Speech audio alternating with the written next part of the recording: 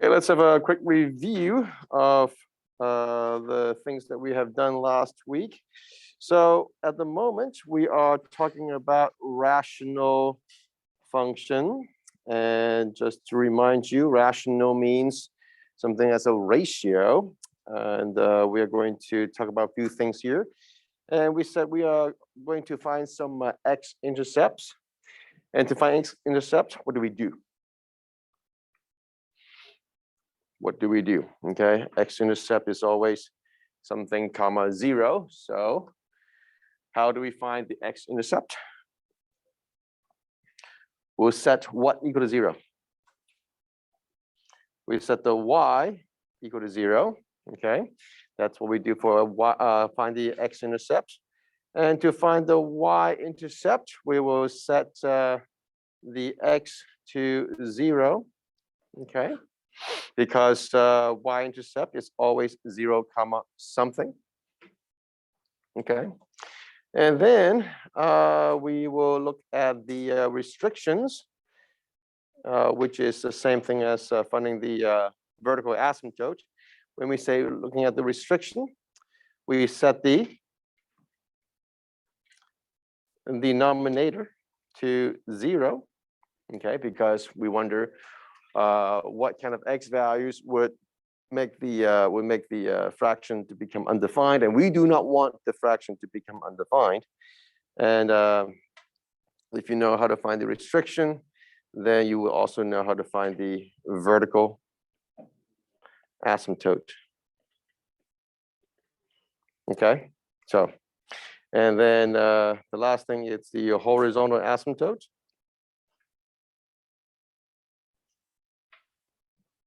And for this one, this is a new one, very new one. I want to make sure that you are ready for this.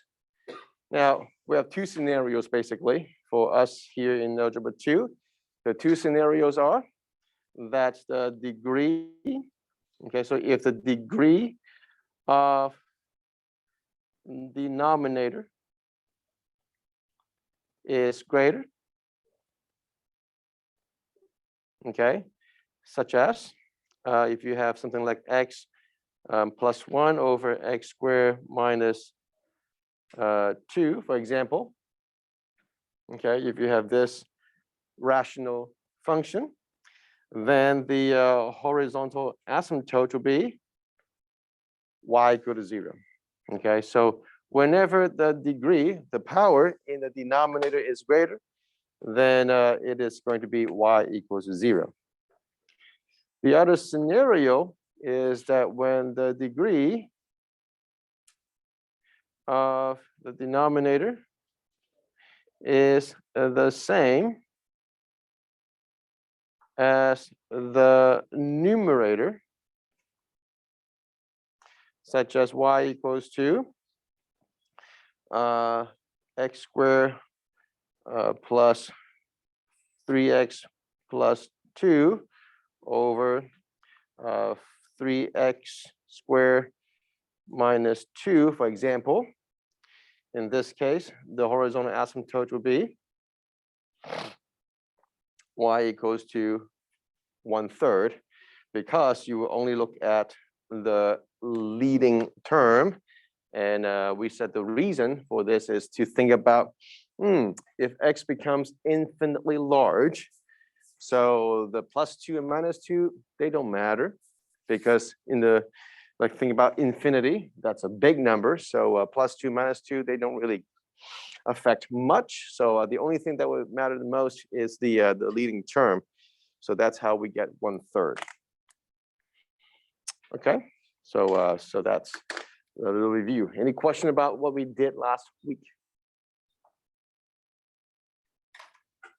Okay, so now I do want to remind you that this is not a topic that will be one and done.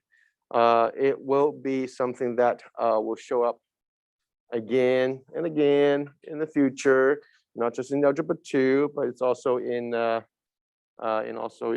pre-calculus and well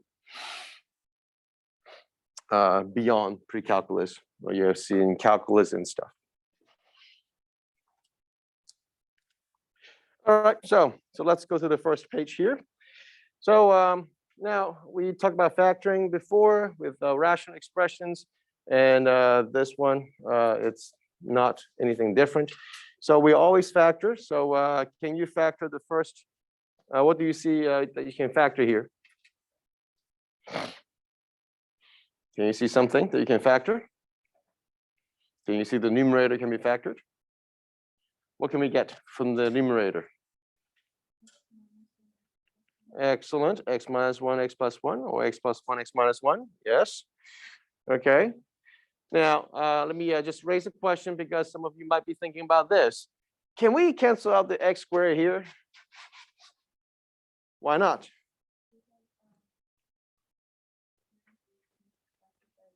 Yeah. So if you want to, like if you ever, like if in the past 5 minutes, if you are just 5 past minutes, you look at this expression, you think about, can I cancel these two out? They look tempting. Okay, and this would be a good time to circle the minus sign and tell yourself that no, cannot cancel anything here because they're not multiplying, they are subtracting. Okay, so this is one of those common mistakes that we always see. Okay, now, so let's start with something easy. Can you all tell the restriction here? X cannot be what?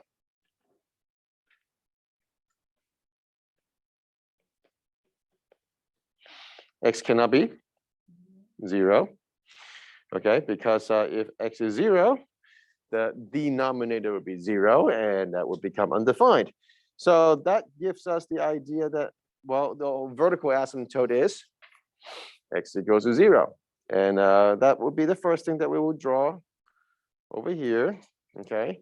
Now, I know you're using pencils, and the coloring will be very difficult to see. So what you can do if you're using a pen, well, no, don't use pen. If you use pencil, just draw the dashed line right next to the y-axis. Okay, we understand what it means. Just draw the dashed line really close to, but not too far away from the y-axis. All right, got it? Okay, so in this case, we are telling the world that, hey, there's nothing if you have an x value of 0, nothing, you got nothing. Don't ever touch this line. Okay. Now, I would say the next easiest thing to find out is to find out let's say find out the y-intercept. What do we do to find out the y-intercept?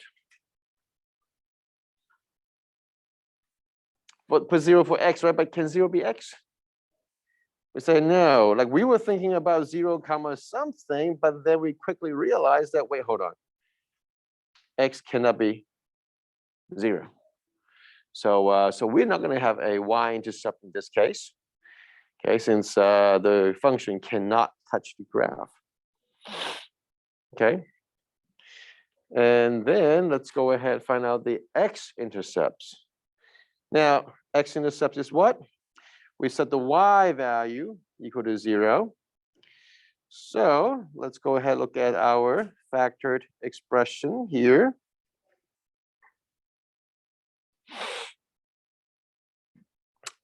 Anyone still remember what we said last week? That if a fraction is equal to 0, what must be 0? The numerator or the denominator? Okay. If you don't remember, this is a good time to rewrite it. If a fraction is equal to 0, then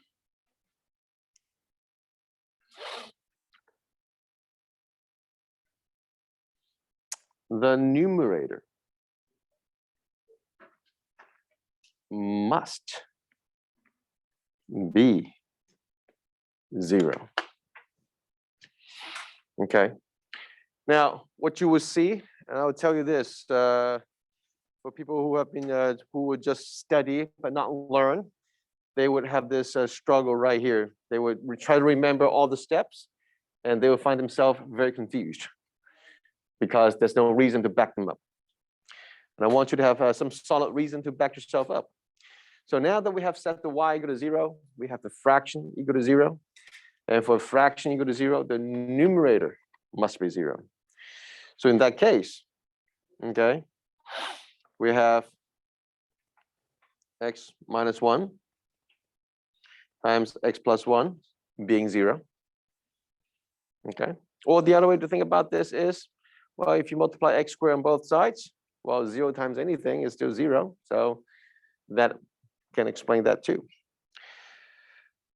Well, if you have these two parentheses multiplied to get you 0, that means x minus 1 could be 0, x plus 1 could be 0, and we have x equals to 1, x equals to -1. Now, keep in mind that we are expressing the intercept. It's a point. So you cannot just write down 1 comma -1. Like you cannot just write down this. No, you cannot do that. Okay, you must do this. 1 comma 0 and -1 comma 0. Their points must use coordinate pair. Okay, they are points, so you must use the coordinate pair. Okay, and then we say, what about the horizontal asymptote? Well, look at the degree, and we say if you observe the degree is the same for the numerator. Well, the degree of the numerator is the same as the degree in the denominator. So we'll say, well, just take the ratio then. So we say y is equal to 1 because it is x squared over x squared. Okay, so which is equal to 1. Okay, so x squared over x squared, it's equal to 1. Okay, so let's go ahead, put all the points on the map. 1 comma 0, -1 comma 0, and then we have y equals to 1. Okay, that's our horizontal asymptote here. So now, what kind of graph will we draw here? Now, last week, the way we draw is that the graphs are always appearing in the diagonal quadrant. But for today, because you can see the square in the denominator, so what it means is that it's not going to have a sign change. And whenever you see a square or even numbered power, that also indicates something. Okay, so you have to take some special precautions. So we say here, they're both from negative infinity because of x squared in the denominator. Okay, so that's how they approach to these asymptotes. Now again, asymptote means you are approaching the graph, it's approaching closer to the line. Okay, so we'll see anything with a square that gives you an indication of something different. You're not drawing things diagonally. Chances are they're coming from the same end. Okay. Now, so here for the next concept is that we have something called a vertical asymptote.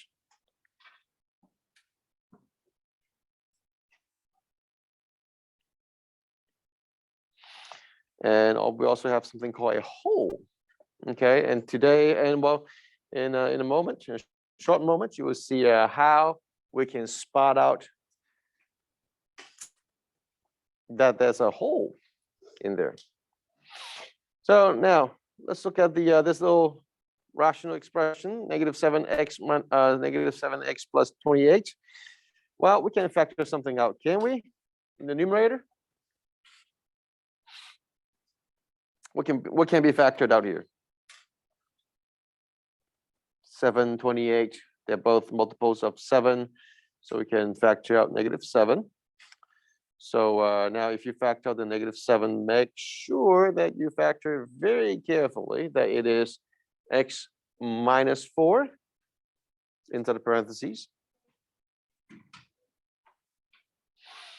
And then the denominator, I'll give you a moment to factor the denominator. Okay, you have x squared minus x minus 12.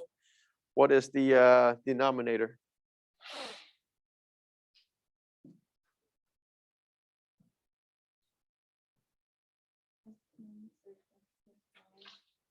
X minus what? 6 and 5? That would be a huge number. That would not be a 12.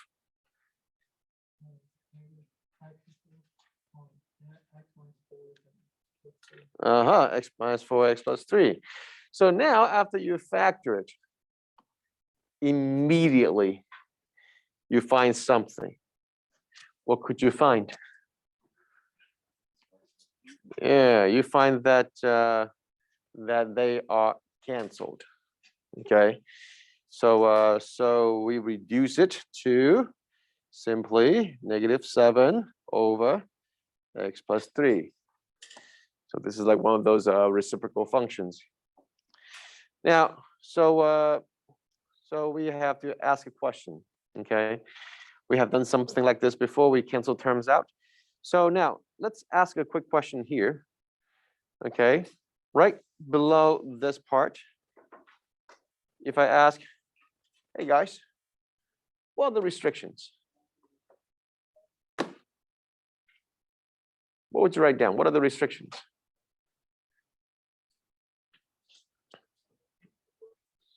We say x cannot be 4 and x cannot be negative 3.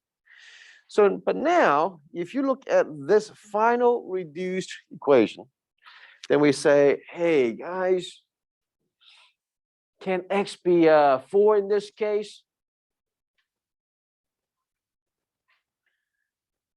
So I would say that for here, it may look like x could be 4, but with a huge but, okay? 4 is still one of the restrictions. Still one of the restrictions. So nope, can't be. Okay. So so we say, what's the value of the original equation at x equals to 4? When he comes back. When he comes back. What is the value of original equation at x equals to 4? We'll say it's undefined. Okay. Because when x equals to 4, the denominator becomes 0, so it's undefined. What's the value of the reduced equation when x is equal to 4? So you put in 4 into the x, so you have negative 7, and then 4 plus 3. You're substituting the 4 into the thing, into the x, so you have negative 7 over 7, which is negative 1. So that's how we know that there's a hole at 4 comma negative 1, because we want to tell the world that, hey, it may seem like you can still grab it normally, but you are announcing to the world that this hole right there, it still cannot happen. It just cannot happen because x cannot equal to 4 based on your very original equation. When we list our restriction, x is not possibly, cannot be 4. So,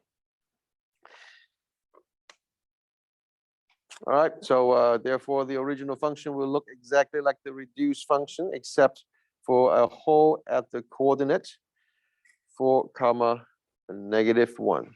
Okay. So So these graphs will look identical to the reduced function except the location.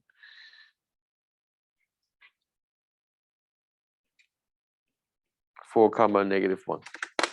Okay, so if you graph this, you just draw a straight line, but because of the existence of the hole, so what can we tell? How can we tell there's a hole? Whenever we cross out a term in the rational expression, okay? So whenever you cross something out, that it's a huge indicator telling you that, hey, there's a hole right there. There's a big hole right there. Please find it out. Okay? So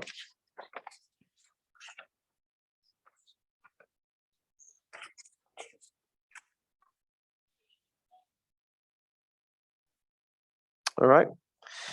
So now we have, so we talk about the square in the denominator.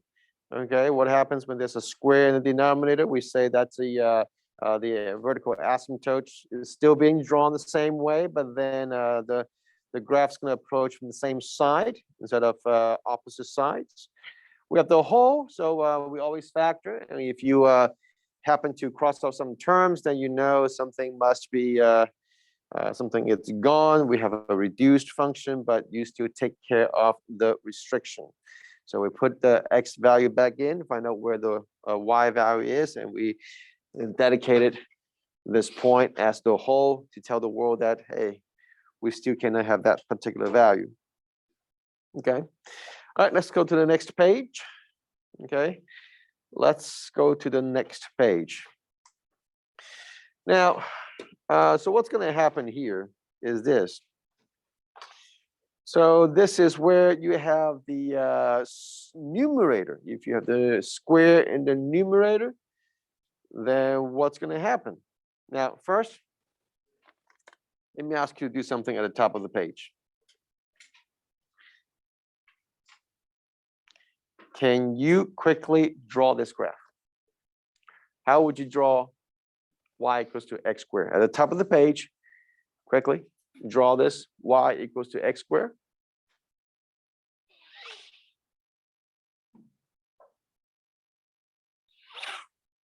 Okay, most people should be able to draw y equals to x squared. That looks like this. Y equals to x squared.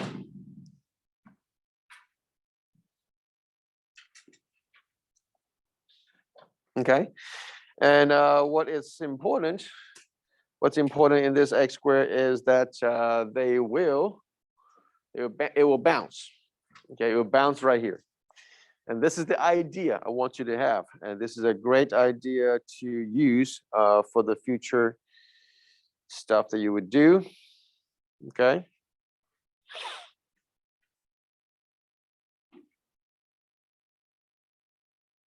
All right. So now. So we have this thing right here. Okay, we have this little square right here. Okay, and we say, what is going to happen if I have this little square? Okay, so what it does is this. Okay, what it does is this. Now, let's start with the question.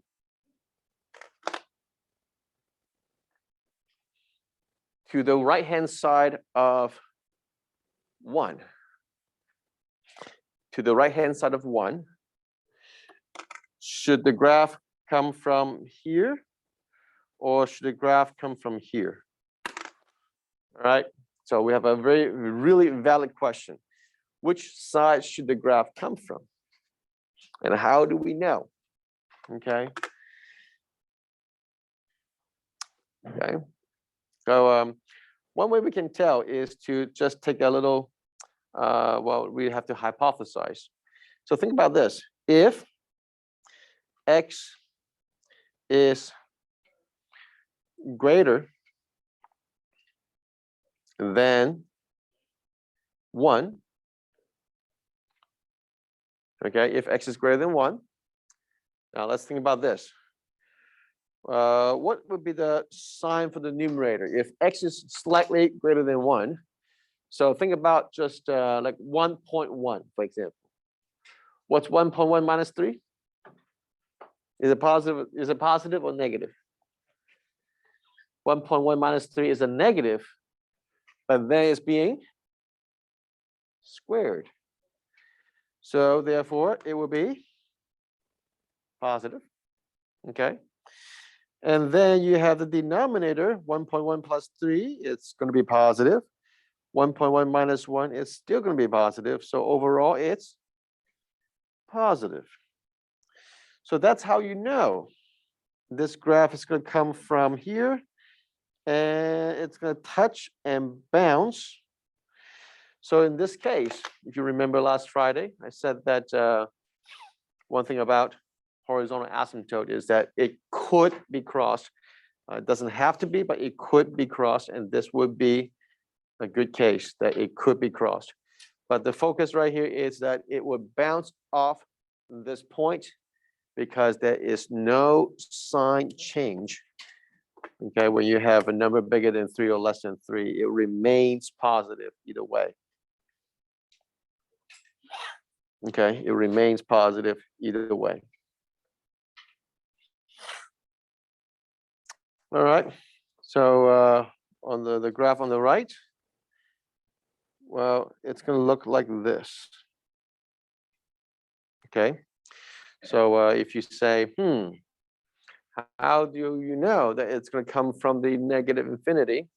There are two ways you can tell. One way you can tell is that if the denominator doesn't have anything, like if you look at this, x squared is equal to x plus 3, x minus 3. So there's no square in the denominator. So you can safely tell that the graph is going to be on the diagonal, the opposite sides of the asymptote, vertical asymptote. Or you can just hypothesize a number like, oh, if x is slightly greater than -3, what would happen to the sign right here? And you will find out that it's going to be negative. Okay, so a single multiplicity would be like this.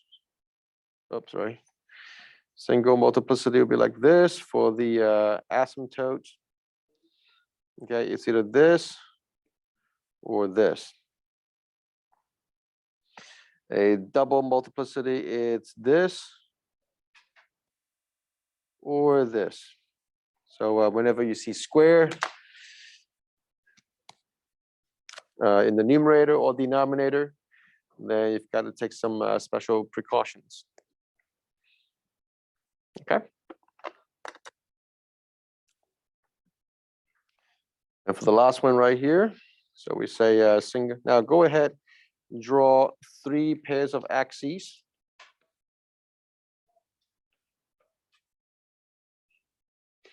Draw 3 pairs of axes here. And then for a single root, if a graph that has a single root, then it would just go like this. Okay, with a root right here, just straight, simple, kind of passing through.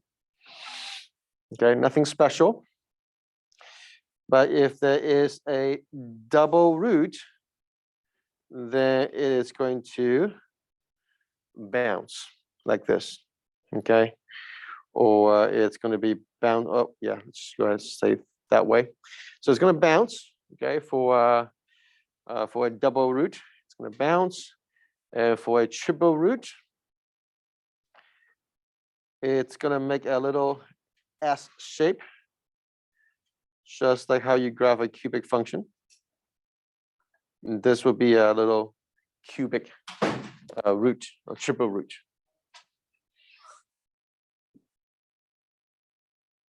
Okay.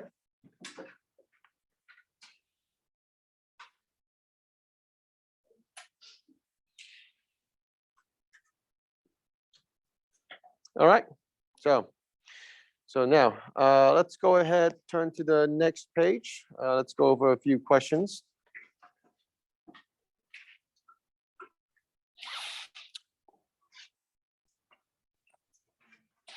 Let's do number 3 first. Number 3 is easier actually. Let's start off something easier.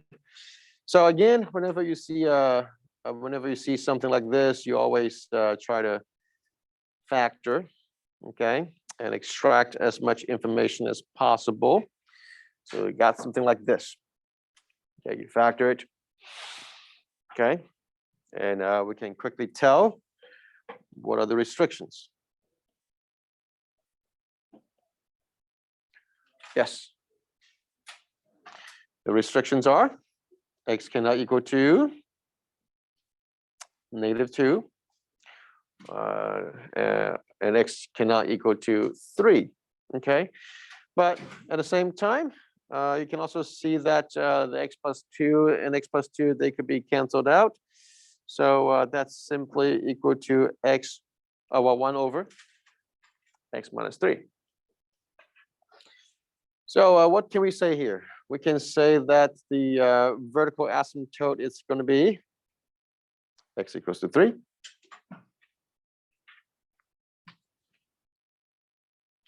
And we will definitely have a hole. And that will be at -2 comma something. Okay. So we put in the, so let's go ahead and investigate where the hole is. The hole is going to be 1 over -2 minus 3, which is 1 over -5. So we have 1 over -5 here. So the hole will be somewhere right here. I put it here. The horizontal asymptote, in this case, the degree it's smaller. The degree is larger in the denominator. That makes it very simple. We have this, and we have the y-intercept. The y-intercept is to I think you can do this mentally. If x is equal to 0, yes.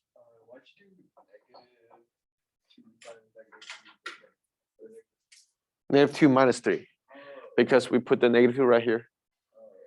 Yeah.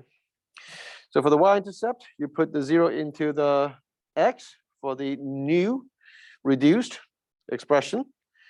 So you have 0 comma -1/3. So somewhere right here, there's a point. Okay, it's kind of hard to see. It's going to put the point right there, somewhere right there. And for the x-intercept, now we say what? X-intercept is to set the whole fraction equal to 0, right? And we look at this, we say, well, that's never going to happen because the numerator is equal to 1. So our graph is going to be like this, okay? We don't have any square in the denominator. That means we know for the other side, it will be the diagonal side, the opposite side right there. If you have to find out what f of -10 is, f of -10 would simply be 1 over, or -1 over 13. Okay. So this one, it's now what about the domain? Now this one is a little bit delicate. Okay. I'm going to write down here. The domain is -∞ to -2, because there's no x value at -2. We have a hole right there. And then from -2 to 3, because we have a vertical asymptote there. And then from 3 to forever, infinity. Okay. And for the range, it's also a little bit delicate, so you need to handle this carefully. We have negative infinity to, well, it goes all the way up to the whole. So negative 1/5. And then negative 1/5 all the way to 0 because of the horizontal asymptote that nothing is touching in this case. And then 0 to infinity. Okay.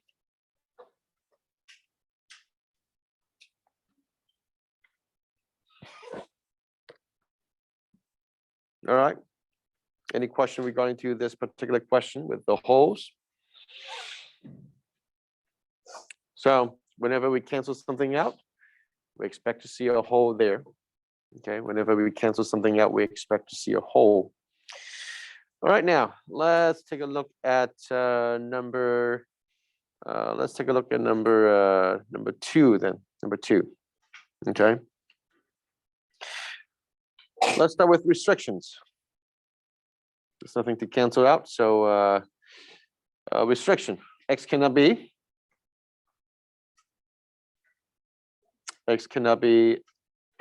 2. So the vertical asymptote will be at x equals to 2.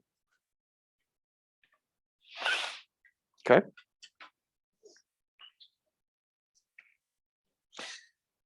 Now, if you multiply out the denominator, you will have x squared in the denominator. So the degree would be the same in this case. Okay, so we say the horizontal asymptote, it's going to be y equals to 3 because you have 3x squared over x squared in the denominator. Okay, x squared in the denominator. Okay, so 3x squared over x squared, it's equal to 3. So y is equal to 3. Okay. And for the x-intercept is when you have the numerator being set equal to 0. So so if 3x squared is equal to 0, so you have 0, 0 for the x-intercept. And that would also be your y-intercept. So we have a point right here. And don't forget that there's a square. Okay, there's a square at this point. So we are expecting some sort of bounds in this case. Okay. Do we have any hole here? We didn't cancel anything, so we don't have a hole. So now we are going to graph. And now, I want to raise a question here. The question is this: can this fraction be negative? Okay, I want you to write this down. Okay, write down this question right next to the fraction. Can this fraction be negative?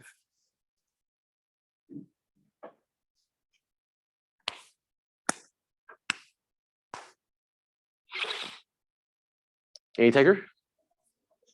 Anyone? Can this fraction be negative?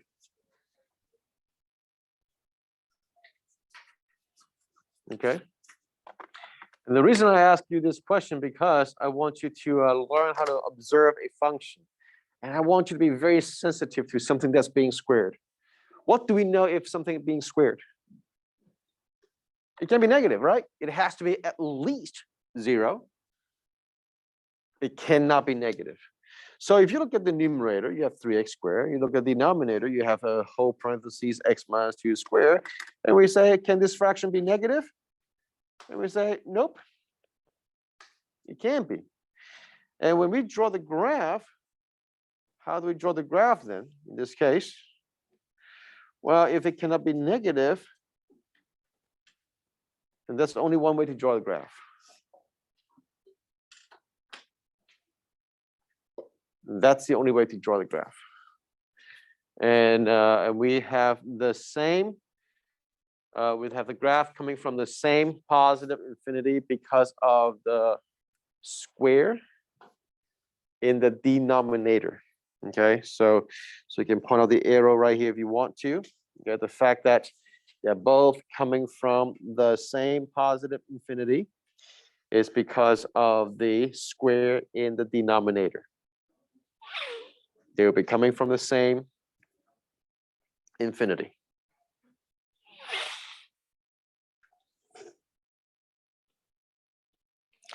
And f of 2, that's an interesting question to answer. F of 2, it's undefined. Okay. Now, every time you make a graph and you're practicing at home, I would strongly suggest you to practice this with the use of a graphing calculator, or just go to Desmos, put the function into the calculator, into the program, and just see it for yourself. Okay. This is a time that you want to make sure that you graph enough, you see enough, you're confident to make some conclusions.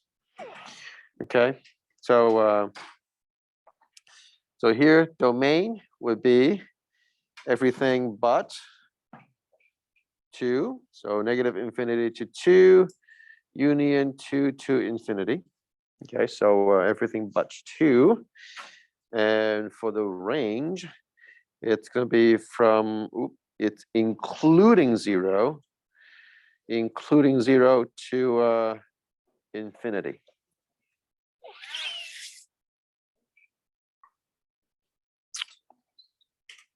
Okay, including 0 to infinity.